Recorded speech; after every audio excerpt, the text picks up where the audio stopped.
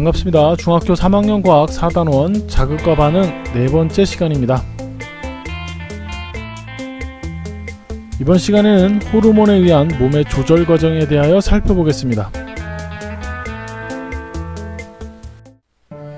호르몬이란 우리 몸의 내분비샘이라고 부르는 특정한 세포에서 만들어진 후 혈액으로 분비되어 혈액을 따라 이동하다가 표적세포나 표적기관에만 작용하여 적은 양으로 여러가지 생리작용을 조절하는 화학물질을 말합니다. 호르몬의 분비량이 적으면 결핍증을, 많아도 과다증을 나타내므로 적절하게 조절되어야 합니다. 호르몬을 만들어 분비하는 기관이나 조직을 내분비샘이라고 합니다.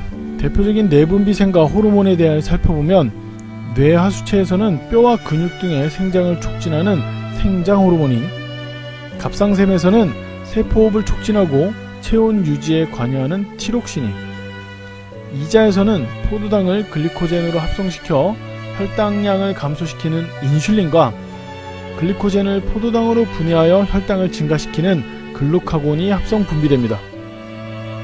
부신에서는 심장박동과 혈압, 혈당량을 증가시키는 아드레날린이, 정소에서는 남성의 2차 성징을 유도하는 테스토스테론이, 난소에서는 여성의 2차 성징을 유도하는 에스트로겐이 합성 분비됩니다.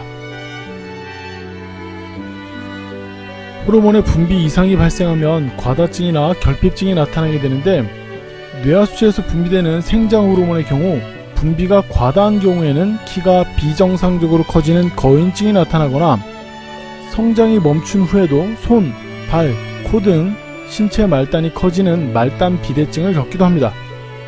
반대로 성장 호르몬이 부족한 경우에는 성장이 제대로 이루어지지 않아 소인증이 나타나게 됩니다.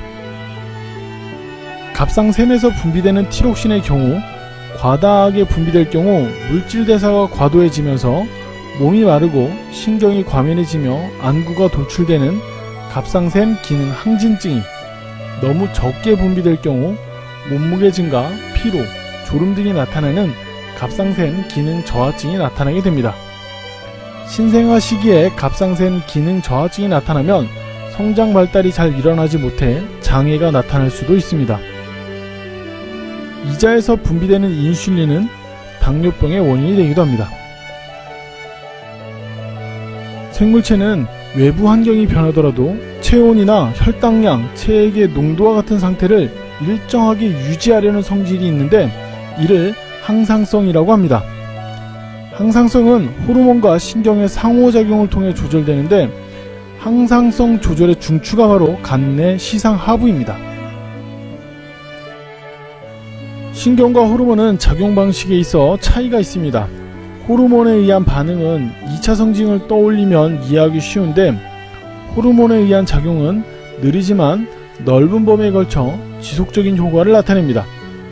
이러한 호르몬의 작용은 혈액을 통해 전달되어 표적기관에만 작용한다는 특성이 있습니다.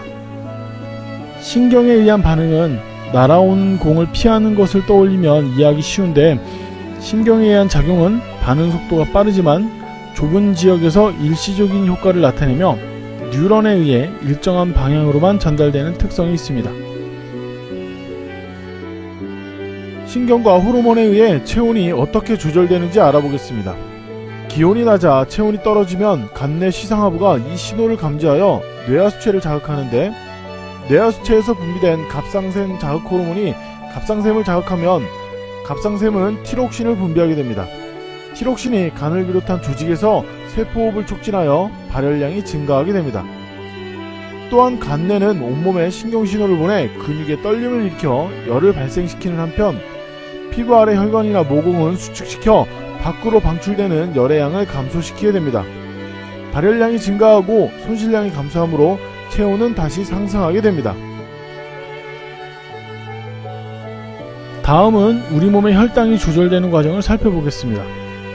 운동을 하거나 하여 혈당이 감소하면 이자는 글루카곤을 분비하고, 글루카곤이 간에 작용하여 저장된 글리코젠이 포도당으로 분해되면 혈당량이 증가하여 정상 혈당량으로 돌아오게 됩니다.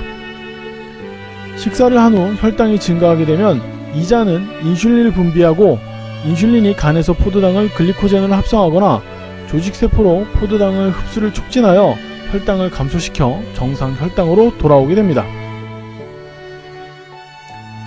다음 시간에는 생식과 유전에 대하여 살펴보겠습니다. 고생하셨습니다.